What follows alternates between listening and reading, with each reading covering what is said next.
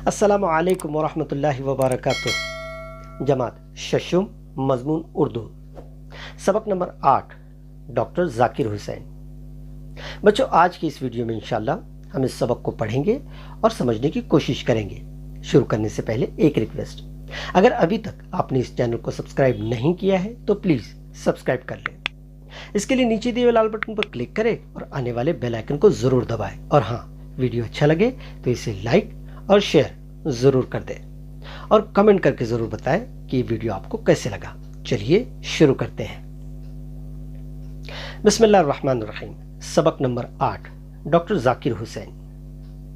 بچوں، آج کا یہ سبق ہم جس شخصیت کے بارے میں پڑھ رہے ہیں ان کا نام ڈاکٹر ذاکر حسین ہے۔ یہ ہمارے ملک کے تیسرے صدر جمہوریہ، یعنی ہمارے ملک کے پریزیڈنٹ رہ چکے ہیں۔ اس سبق کو لکھنے والے مصنف کا نام یہاں پر نہیں دیا گیا ہے، یہاں پر مصنف کی جگہ پر ادارہ لکھا ہے۔ اس کا مطلب یہ ہے کہ اس سبق کو کسی مصنف نے نہیں لکھا ہے، بلکہ جن احباب نے اس کتاب کو مرتب کیا ہے انہی نے اس سبق کو ہمارے لیے مرتب کیا ہے، ترتیب دیا ہے یا لکھا ہے۔ تو چلیے اس کو دیکھتے ہیں، شروع کرتے ہیں۔ پہلی بات، آزادی کے بعد ہمارے ملک میں عوامی حکومت قائم ہوئی، جسے جمہوریت کہتے ہیں۔ بچوں، آپ جانتے ہیں کہ ہمارا ملک جو ہے وہ انگریزوں کا غلام تھا، انگریزوں کی حکومت تھی، ٹھیک ہے۔ اور 1947 میں جب انگریزوں کی غلامی سے ہمیں آزادی ملی تو اس کے بعد ہمارے ملک میں عوام کی حکومت، جسے جمہوریت کہا جاتا ہے، ٹھیک ہے، یہ حکومت قائم ہوئی۔ جمہوریت میں ملک کے عوام اپنے علاقوں سے اپنے نمائندے منتخب کرتے ہیں، یعنی آپ کو پتہ ہے کہ الیکشن ہوتے ہیں اور الیکشن کے اندر لوگ جو ہے وہ اپنے نمائندوں کو، یعنی جو لوگ الیکشن میں کھڑے ہوتے ہیں ان میں سے جو ان کے پسندیدہ نمائندے ہوتے ہیں ان کو چنتے ہیں، منتخب کرتے ہیں، انتخاب کرتے ہیں، اور یہ نمائندے ملک کی پارلیمنٹ میں، یعنی ملک کے ایوان میں جا کر حکومت کا کاروبار سنبھالتے ہیں، یعنی سرکار چلاتے ہیں۔ کاروبار سنبھالنا یعنی حکومت چلانا، سرکار چلانا۔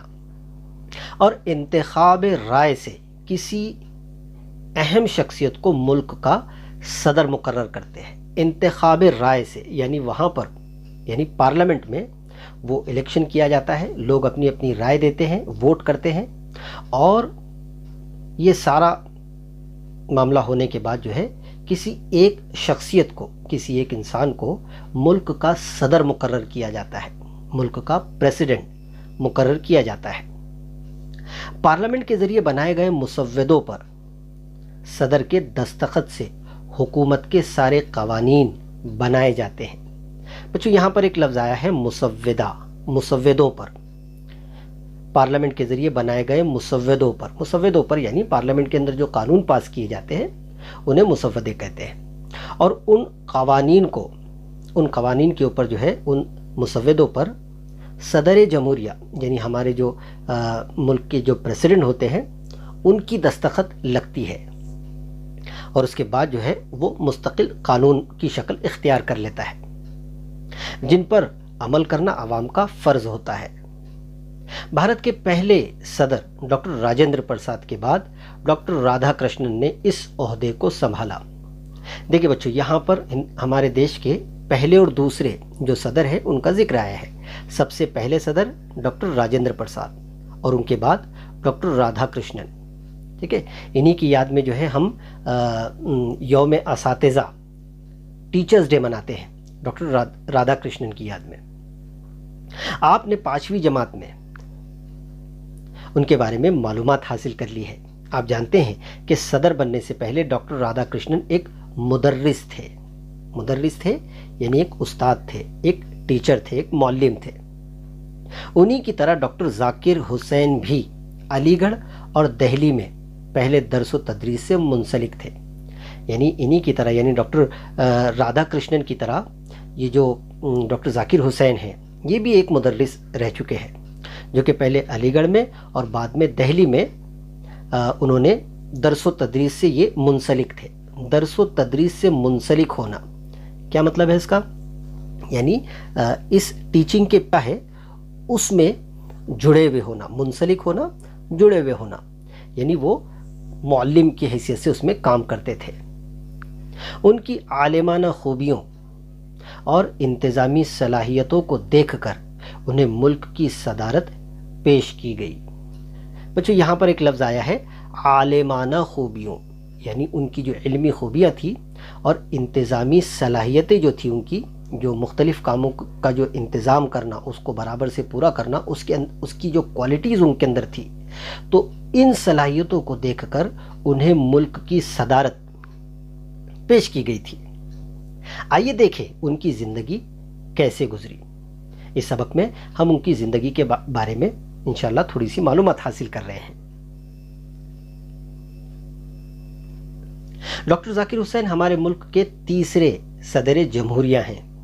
وہ 8 فروری 1897 کو حیدرآباد میں پیدا ہوئے۔ 8 فروری 1897۔ یہاں پر بچے اکثر غلطی کرتے ہیں، 1897 بولتے ہیں، لیکن صحیح جو لفظ ہے وہ ہے 1897 کو حیدرآباد میں پیدا ہوئے۔ ان کے والد فدا حسین خان حیدرآباد میں وکالت کیا کرتے تھے، یعنی ان کے والد جو ہے وکیل تھے۔ ذاکر صاحب ابھی ابتدائی تعلیم حاصل کر رہے تھے۔ ابتدائی تعلیم یعنی جو شروعاتی تعلیم ہوتی ہے، چھوٹی کلاسز میں جو پڑھنے کا جو دور ہوتا ہے اسے ابتدائی تعلیم کہتے ہیں۔ تو ذاکر صاحب ابھی ابتدائی تعلیم حاصل کر رہے تھے کہ ان کے والد کا انتقال ہو گیا۔ چنانچہ وہ حیدرآباد سے اتر پردیش آ گئے، چنانچہ اس لیے، اور اٹاوا کے اسلامیہ ہائی اسکول میں انہیں داخل کیا گیا۔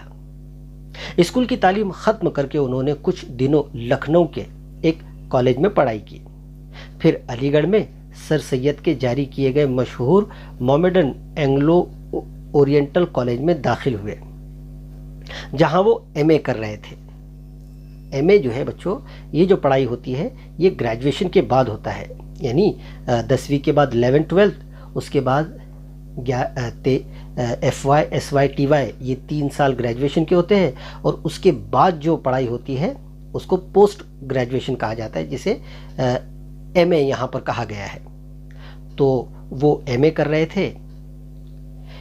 انہی دنوں مہاتما گاندھی کے کہنے پر مولانا محمد علی جوہر، مولانا ابوالکلام آزاد، مختار احمد انصاری، حکیم اجمل خان اور دوسرے قومی رہنماؤں نے دہلی میں جامعہ ملیہ اسلامیہ قائم کیا۔ بچوں یہاں پر کچھ احباب کا، کچھ لوگوں کا ذکر آیا ہے، جیسے مولانا ابوالکلام آزاد، مولانا محمد علی جوہر اور مختار احمد انصاری، حکیم اجمل خان۔ یہ وہ شخصیات ہیں جنہوں نے ہندوستان کی جنگ آزادی میں ایک اہم رول ادا کیا ہے۔ یہ ہمارے قومی رہنما ہیں، انہوں نے تعلیمی اور مختلف میدانوں میں اپنی بڑی خدمات انجام دی ہیں۔ ٹھیک ہے، تو ایسے لوگوں کے ساتھ انہوں نے کام کیا تھا ڈاکٹر ذاکر حسین نے۔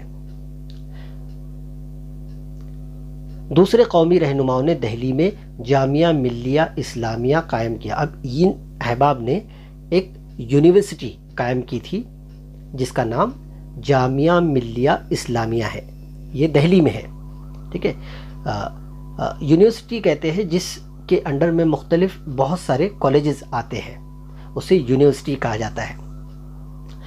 جامعہ ملیہ اسلامیہ اس یونیورسٹی کا نام ہے۔ بہت سے طالب علم اور اساتذہ مسلم یونیورسٹی سے الگ ہو کر جامعہ میں آ گئے۔ بہت سے طالب علم یعنی اسٹوڈنٹس اور اساتذہ یعنی ٹیچرز مسلم یونیورسٹی سے الگ ہو کر، مسلم یونیورسٹی یعنی علی گڑھ مسلم یونیورسٹی، اس سے الگ ہو کر جامعہ میں آ گئے۔ جامعہ میں آ گئے یعنی جامعہ ملیہ اسلامیہ، اس یونیورسٹی میں وہ لوگ آ گئے۔ ذاکر صاحب بھی ان میں شامل تھے۔ وہ اس وقت پڑھتے بھی تھے اور پڑھاتے بھی تھے۔ جامعہ ملیہ میں کچھ عرصہ کام کرنے کے بعد اعلیٰ تعلیم کے لیے وہ یورپ کے ملک جرمنی چلے گئے۔ جامعہ ملیہ میں کچھ عرصہ یعنی کچھ دنوں تک کام کرنے کے بعد، کچھ عرصے تک یعنی کچھ دنوں تک، کچھ وقت تک کام کرنے کے بعد اعلیٰ تعلیم کے لیے یعنی آگے کی جو ان کی پڑھائی تھی اس کے لیے وہ یورپ کے ملک جرمنی چلے گئے۔ جرمنی ایک ملک کا نام، ایک دیش کا نام ہے، ٹھیک ہے، اور یورپ جو ہے یہ ایک بر اعظم ہے۔ جیسے ہمارا ملک ہندوستان یہ بر اعظم ایشیا میں آتا ہے، ٹھیک اسی طرح سے جرمنی یہ بر اعظم یورپ میں آتا ہے۔ جرمنی میں ڈاکٹر سید عابد حسین اور پروفیسر محمد مجیب سے ان کی ملاقات ہوئی۔ اب یہ جو دو احباب ہیں، کون؟ ڈاکٹر سید عابد حسین اور پروفیسر محمد مجیب، ان شخصیات سے ڈاکٹر ذاکر حسین کی ملاقات ہوئی۔ کہاں پر؟ جرمنی میں۔ تینوں کے مزاج میں بڑی یکسانیت تھی، تینوں کے مزاج میں یعنی ان کی جو عادتیں تھی وہ بڑی یکسانیت والی تھی، یعنی ایک جیسا پن تھا اس میں، اس لیے وہ گہرے دوست بن گئے۔ 1926 میں یہ تینوں اعلیٰ تعلیمی ڈگریاں لے کر ہندوستان واپس آئے۔ یہاں آتے ہی انہوں نے جامعہ ملیہ کا کام سنبھال لیا، یعنی اوپر جس یونیورسٹی کا ذکر ہوا تھا اس میں یہ لوگ آ کر کام کرنے لگ گئے۔ ذاکر صاحب 1948 تک جامعہ میں خدمت کرتے رہے، یعنی اپنا کام کرتے رہے۔ پھر اس وقت کے وزیر تعلیم مولانا آزاد نے ان سے علی گڑھ یونیورسٹی کی ذمہ داری قبول کرنے کے لیے کہا، یعنی مولانا ابوالکلام آزاد نے ان سے کہا کہ آپ جو ہے وہ علی گڑھ مسلم یونیورسٹی جو تھی اس میں جا کر اپنی ذمہ داری کو قبول کریں۔ چنانچہ ذاکر صاحب اس یونیورسٹی کے وائس چانسلر مقرر ہوئے۔ وائس چانسلر، بچوں جیسے اسکول کے اندر پرنسپل ہوتا ہے اور اس کے نیچے کی جو ایک پوسٹ ہوتی ہے جسے ہم وائس پرنسپل کہتے ہیں، ٹھیک اسی طرح سے بڑی یونیورسٹی کے اندر جو پہلی پوسٹ ہوتی ہے وہ چانسلر کی ہوتی ہے اور اس کے بعد والی جو پوسٹ ہوتی ہے وہ وائس چانسلر کی ہوتی ہے۔ تو انہیں علی گڑھ مسلم یونیورسٹی کا وائس چانسلر مقرر کیا گیا، طے کیا گیا۔ اپنی صلاحیتوں کو کام میں لا کر ذاکر صاحب نے مسلمانوں کے اس تعلیمی ادارے کو خوب ترقی دی۔ یہاں کے عملے میں یعنی وہاں کے سٹاف میں کام کرنے کا حوصلہ اور ولولہ جو جوش تھا پیدا کیا، نئے نئے شعبے جاری کیے، نئی نئی فیکلٹیز شروع کی اور کئی عمارتیں تعمیر کروائی، یعنی عمارتیں بنوائی۔ ذاکر صاحب کی وجہ سے یونیورسٹی میں نئی جان پڑ گئی۔ نئی جان پڑنا یعنی ایک نیا جوش پیدا ہو گیا، یہ ایک محاورہ ہے۔ بچوں آج کے اس سیشن میں ہم اس حصہ اول کو انشاءاللہ ہم دیکھیں گے اور اگلے ویڈیو میں انشاءاللہ لیسن کا جو سیکنڈ پارٹ ہے، حصہ 2 ہے، انشاءاللہ اس کو ہم پڑھیں گے بھی اور سمجھنے کی کوشش کریں گے۔ آج کے لیے بس اتنا ہی، انشاءاللہ اگلے ویڈیو میں آپ سے پھر ملاقات ہوگی، تب تک کے لیے شکریہ۔